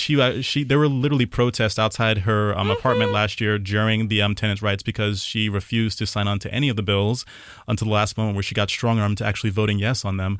But, we live in a district that has seen over 2,000 evictions in 2017, and you have a candidate, a centrist candidate in the race that refuses to support good cause eviction or stand up against charter schools, or believe in taxing the wealthy higher with a flip tax or a pied-à-terre tax in order to actually fund the housing we need. So it's an interesting battle. It's me up against a very centrist candidate, and it's all our races are really examples of like progressive socialists up against the machine.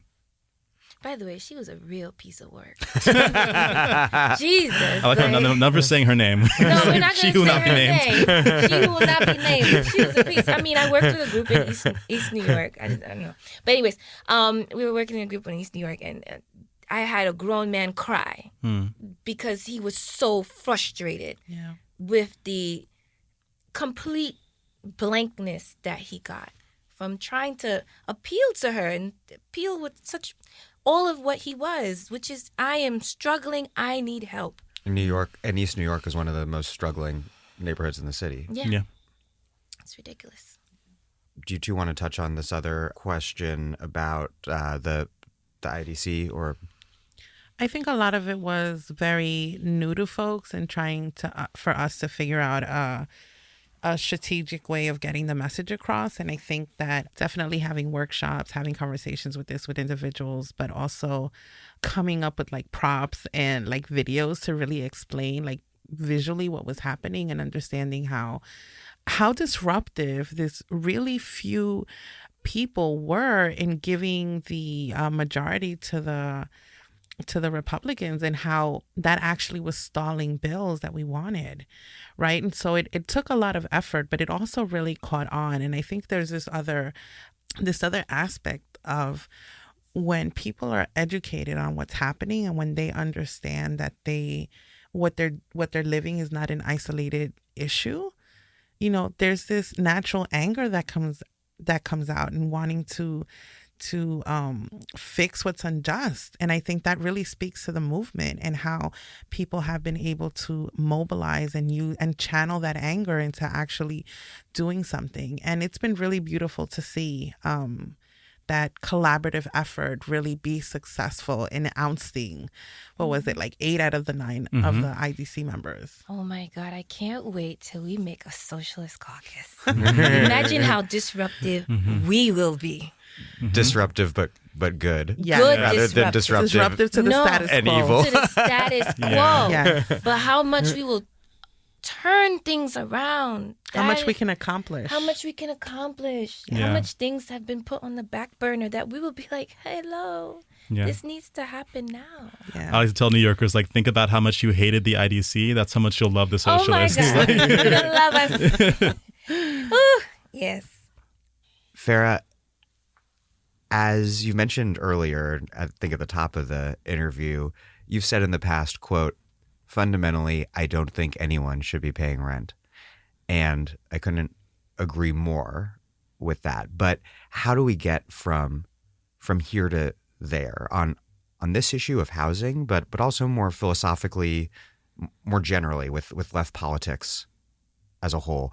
How do these concrete reforms fit into the fight for even bigger change? The enemy must be first identified. What's countering our progress, which is capitalism. Capitalism will always find any way to commodify our needs, our wants, our desires.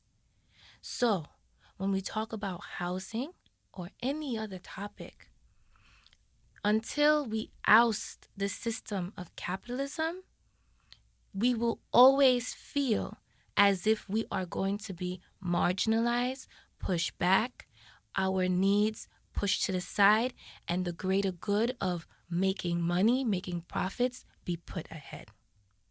So when we lead with that, then we start to educate people about the alternative. I remember I was in the middle school and I spoke to some group of kids and I said, I'm going to give you all a house. And this one says, well, I think I want a pink one. I don't want this. I said, it's okay. Whatever you want. Pick it. And then they step back and they're like, well, it will be too expensive. Middle schoolers, mind you. And I said, don't worry about it. Everyone who's making money will pay their fair share. And then they sit back and they're like, well, I guess it's not a bad idea. Mm-hmm. And to see how young people can be open to the idea. This is why we need to make sure we have communication between our generations that is going to count, that needs this. And then also our generation, older people that support it and can push and promote it. These are the things that we need to educate people on. That this is something that socialism is something that America needs to progress, to move forward, to push back beyond the greenbacks and put forward a working class that is educated, that is working together, that is pushing forward a beautiful vision of support, of togetherness. We're all in this together. When I look at you, I see a friend, a comrade. That's what we're really working toward. And so, if you want to find out more about my platform and some of the other things that I'm really passionate about, you can visit Phara, PHARA, Assembly.com. There you will find a link to donate, because we do need to push forward this socialist vision, right, with a little bit more financial support. But then most, because you're not taking real estate. I'm not taking real estate money. It's only the people. But then also there are links there to donate your time, which is the biggest push you can which is the most biggest pushback against the establishment.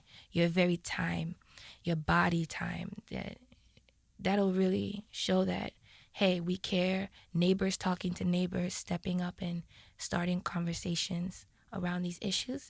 That's important. How these short-term victories that are important, that deliver concrete things, how they fit into the longer-term project of really fundamentally transforming society. How do you build one reform off of another so that things get progressively better and better, opening the possibility for even more radical reforms in the future? Yeah, I think what we need to do is just change the people that are in position of power, that are making decisions that are going to affect us, our families, our communities for generations. People that are in that power need to be able to care, right? And I think that's something that's fundamentally missing. They don't care about their community. They're making money off of special interests, and they have no connection to the community. And so there's no one holding them accountable. I think that's what's great about our campaign and us as individuals who are running, because our lived experiences are what's missing. The fact that we are working class people that have gone through these struggles, that we understand, that we relate, is really important in being in a position of power to make these types of decisions. And the more power we build, the more we come together, the more that we identify the power that we have as individuals first, and then coming together as a group and really being able to show and demonstrate concretely what is possible, is just feeding into the hope of the changes that are yet to come, right? So that's where we're building, that's where we're moving, that's what's happening. And for me, being someone that got displaced, being someone who is now living in an unregulated unit without a lease, month to month, possibly facing arbitrary rent increases, I understand what the majority of New Yorkers are going through with their housing insecurities.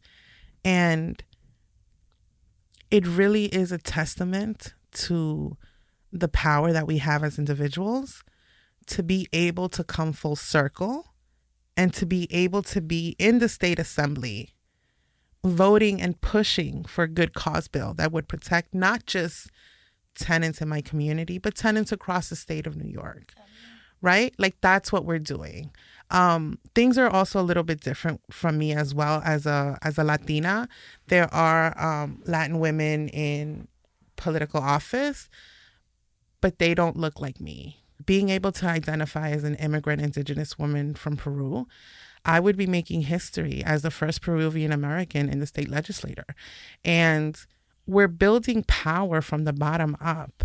I often think about this this young lady that I met when she was about 9 or 10, who was seeing the struggles that her mom was going through, the issues that they were having with their landlord, and the struggles that her parents, who are monolingual Spanish speakers, were having. And she decided that she was ready and wanted to start speaking up.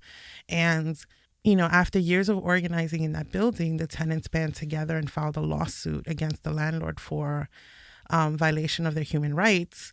And here is this little girl who's now 11, standing in a bunch of people and politicians and cameras and holding her own and telling her story, and being able to engage with the press at such a young age, understanding the importance of her to be able to do this, not just for herself, but for her family, for her neighbors in her building. You know, somebody said to her, "You could be president one day." And that stuck with me, because that is 100% true. But in order for her to even seek that as a reality, in order for her to aspire to that dream, she needs to see someone like her being able to do it. And so that's on us to be able to pave the way for someone like her to move up. So it's not just about the movement that we're building, but it's also about the leadership that we're bringing with us and the power that we're giving back to the communities. And so this is why I'm fighting. This is why I am running for state assembly. This is not something that I dreamt about or thought that I would want to do, but this is something that I've been able to hone my skills as an organizer for over a decade, not just in my community, but being a leader statewide and bringing tenants in. That's why I'm running for changes. And the tenants that I've worked with know that I am willing to fight for them, and I will go up to Albany and I will fight for them. So to learn more about my campaign, it's Marcela, Marcela, FORNY.com. So come and check me out. You can read about what I'm fighting for. You can read about some of the stuff that I've done. And we need people power. We need people that are willing to come out and give their time to knock on doors and talk to their neighbors. And anything that you're willing to contribute, we are running a campaign. We're not taking any real estate money. We're not taking any corporate money. And that will ensure you can be sure that I will be fighting for you and your family. And I will not be, that fight is true and it's coming from my heart. No, I love the question about, short-term versus long-term. I mean, we see that even right now in the presidential election, with, people that just want to beat Trump and they're going to vote for Biden, and people who want to build something so much more lasting and beautiful and, future-oriented, who are going to vote for Bernie Sanders. I'm happy to say all our campaigns are doing dual canvassing every single time you knock on a door for me or Phara or Marcela and everyone else in the slate. You're also knocking on a door for Bernie Sanders. So you have the lid out there and everything. So we're going to make sure he's going to win New York. And it is about these small gains we're making at first. I mean, when we're fighting the past good cause eviction, that's one step along the way to universal rent control and a homes guarantee in New York. And, when we're fighting for, seizing public power so that we have it in the hands of, the public instead of privately owned monopolies like Con Ed and National Grid, that's one step into pushing forward into a Green New Deal for New York, where we actually decarbonize the entire state and have a nice, clean, green dream across this state. I'm pushing for a moratorium on charter school construction, and that's one step towards fully funding our schools. And even in our campaigns themselves, we are seeing that this, we are part of a movement, and we all kind of see ourselves as not individual candidates, but part of a movement. And so, electing this slate is part of one step in electing a slew of more democratic socialists into office, because it's not going to take one more or 5 more or 10 more. We're going to need like hundreds more in New York State and across the country. And we need so many more of us to run at all levels of government if we're going to make something that's truly beautiful and something that, our children can be proud of. I'm about to head off to work and teach my kids. Like, my kids are on my mind. I'm just thinking about them right now. But we really want to make sure we can do something that is lasting and collaborative and really rooted in community needs. And if you want to go to my campaign, if you want to go to my campaign, you can check out www.jabariforstatesenate.com. Please donate. And if you live in New York, please donate and also canvass. Well, Jabari Brisport, Marcela Mitaynes, and Phara Souffrant Forrest, thank you all very, very much, and best of luck. Thank you for having Daniel. us. Thank you for having us. Thanks.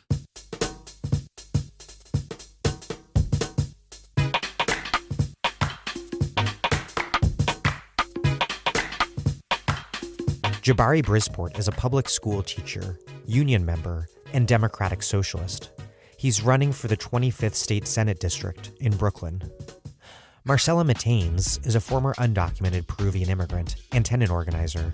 She is a Democratic Socialist running for Assembly in District 51. And Phara Souffrant Forrest is a union nurse, tenant organizer, Democratic Socialist, and the proud daughter of Haitian immigrants. She is running for state assembly in New York's 57th district. Thank you for listening to The Dig from Jacobin Magazine. As Marx once said after noting that men make their own history, but they do not make it as they please. They do not make it under self-selected circumstances, but under circumstances existing already, given and transmitted from the past. While other podcasts have only interpreted the world in various ways, our point is to change it. We are posting new episodes every week. The Dig was produced by Alex Lewis, music by Jeffrey Brodsky. Our communications coordinators are Julia Rock and Zachary Nin. Our senior advisor is Thea Riofrancos. Check out our vast archives at thedigradio.com. Follow us on Twitter at thedigradio. And please, if you subscribe on iTunes or wherever, also leave us a nice review. Those reviews ostensibly help introduce us to new listeners. But what really and truly does that is you telling other people to listen to the show and why you like it. Please make propaganda for us, and do find us at patreon.com/thedig and make a monthly contribution to keep this operation up and running strong. Even a few bucks is huge.